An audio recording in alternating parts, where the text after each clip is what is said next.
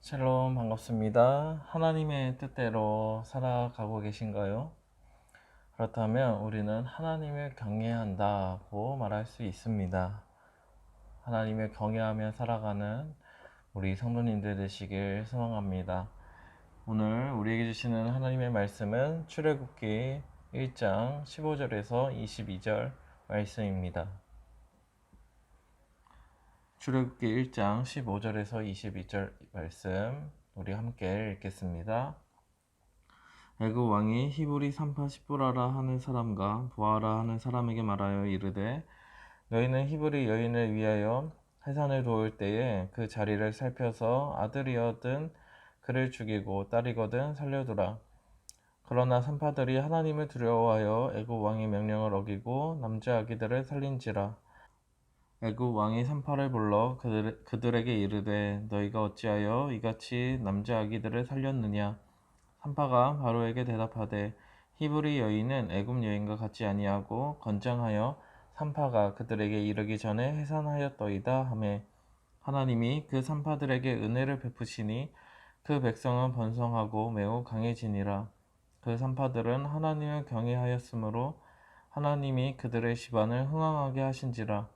그러므로 바로가 그의 모든 백성에게 명령하여 이르되 아들이 태어나거든 너희는 그를 나일강에 던지고 딸이거든 살려두라 하였더라. 아멘. 오늘도 새벽 말씀 묵상 함께하는 우리 성도님들에게 하나님의 은혜와 평강이 함께 하시길 소망합니다. 지금 이스라엘은 애굽에서 종살이를 하고 있습니다. 과거 하나님께서는 큰 가뭄이 있을 때에 야곱의 가족을 애굽으로 인도하셨습니다. 여러 가지 이유가 있겠지만 주된 이유는 하나님께서 아브라함과 하셨던 약속 때문이었습니다. 아브라함의 자손은 하늘의 별과 같이 바닷가의 모래알과 같이 많게 하시겠다는 약속입니다. 그 약속은 이제 애굽에서 이스라엘 가족이 번성을 하게 되는 그러한 성취가 나타나게 됩니다. 하지만 애굽의 힘에 눌려서 이스라엘 백성들은 종살이를 하고 있었습니다. 그럼에도 이스라엘은 계속 번성하게 됩니다. 그 늘어나만 가는 그 숫자에 이제 두려움을 느낀 애굽의 바로 왕이 산파들에게 명령을 합니다. 남자 아이가 태어나면 죽이고 여자 아이가 태어나면 살려두라고 이야기합니다. 그렇다면 산파들은 어떻게 했을까요? 17절을 함께 읽겠습니다. 그러나 산파들이 하나님을 두려워하여 애굽 왕의 명령을 어기고 남자 아기들을 살린지라. 애굽의 바로 왕의 명령을 어깁니다. 그리고 남자 아기들을 살립니다. 어떻게 이렇게 할 수 있었을까요? 이 명령을 어기면 산파들 자신들의 생명을 잃어버릴 수도 있고 큰 불이익을 당할 수 있습니다. 왕의 명령을 들어야만 온전히 살아갈 수 있습니다. 그럼에도 산파들이 그 왕의 명령을 어긴 이유는 무엇일까요? 성경에서는 산파들이 하나님을 두려워했다고 이야기합니다. 이 사실을 듣게 된 바로 왕은 산파들을 불러서 이제 물어봅니다. 왜 남자 아기를 살려두었느냐 했더니 산파들은 이렇게 대답을 합니다. 히브리 여인들은 건장해서 산파가 도착하기도 전에 아기를 잉태했다는 것입니다. 이러한 모습을 보신 하나님께서는 산파들에게 복을 주십니다. 20절, 21절을 함께 읽겠습니다. 하나님이 그 산파들에게 은혜를 베푸시니 그 백성은 번성하고 매우 강해지니라. 그 산파들은 하나님을 경외하였으므로 하나님이 그들의 집안을 흥왕하게 하신지라. 하나님께서 산파들의 집안을 흥왕하게 하십니다. 이스라엘 백성들도 번성하고 매우 강해졌다 기록되어 있습니다. 그 이유가 무엇입니까? 산파들이 하나님을 경외했기 때문입니다. 그런데 우리는 이 부분에서 한 번쯤 생각해 봐야 합니다. 과연 산파들의 모습이 하나님을 경외하고 있는가입니다.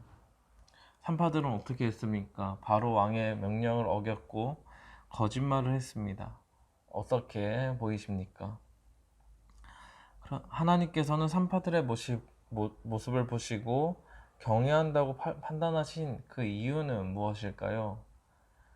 그것은 사람을 살렸기 때문입니다. 어린 생명이 태어나는 것은 하나님의 놀라운 역사가 담겨져 있습니다. 하나님의 형상대로 지음받은 우리가 이 땅에 태어나서 하루하루를 살아가게 된다는 것은 하나님께서 이 세상을 창조하시고 주관하고 계시다는 것을 보여주고 있는 것입니다. 그렇기에 처음 숨을 쉬게 되고 이 땅에 태어난 그 아기의 삶을 지켜주었던 산파들의 모습을 보시고 복을 주신 것입니다. 더 나아가서 산파들의 모습을 통해서 하나님께서는 아브라함과 맺었던 그 언약을 이루시려고 했습니다. 아브라함의 자손을 많게 해주시겠다는 그 약속은 단순히 숫자만 많게 해주시겠다는 약속이 아닙니다.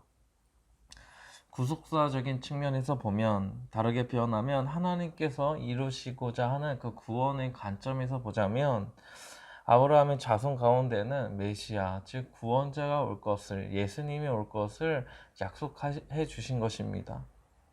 그러니 산파들은 하나님을 경외하는 모습으로 살아가니 하나님께서는 그들의 모습을 통해서 언약을 이루시고 구원의 역사를 지금 밟고 나아가고 계시는 것입니다.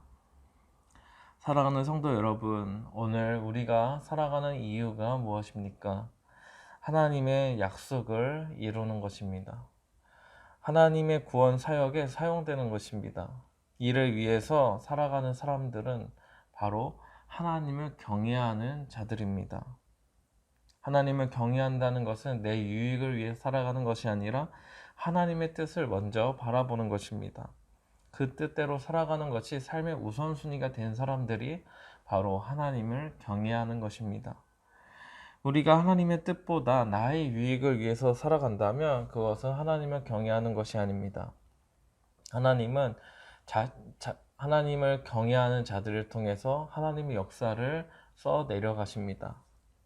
하나님의 손에 붙들려 살아가는 것이 우리의 소망이 되어야 하고 우리가 기꺼이 나아가야 될 방향입니다. 오늘도 하나님을 경외하며 살아가는 저와 우리 성도님들 되시길 기도드립니다. 오늘도 우리가 하루 3가지 기도 제목이 있습니다. 첫째는 하나님을 경외하고 그 뜻대로 살도록, 둘째, 서로 사랑하고 아껴주는 공동체가 되도록, 또 셋째로 교회 건축을 통해서 하나님의 은혜가 흘러 넘치도록, 이 3가지를 위해 오늘 하루도 기도하셨으면 좋겠습니다. 기도하시겠습니다. 하나님 아버지, 우리는 하나님을 바라보고 살아가는 자들입니다. 하나님을 경외하는 자들입니다. 하나님을 경외한다는 것은 하나님의 말씀대로 살아간다는 것을 의미합니다. 이 세상에 많은 가치관이 있고 이 세상에 많은 권력이 있지만 그 앞에서 하나님을 두려워하고 하나님을 경외하는 마음으로 하나님의 말씀대로 살아갈 수 있도록 인도하여 주옵소서. 우리가 살아가는 그 순간들마다 하나님 함께 하시고 힘을 주셔서 이 세상에 굴복하지 않게 하시고 이 세상을 당당히 승리하며 이겨내 나갈 수 있도록 주님 늘 함께 주시옵소서. 예수님의 이름으로 기도드립니다. 아멘.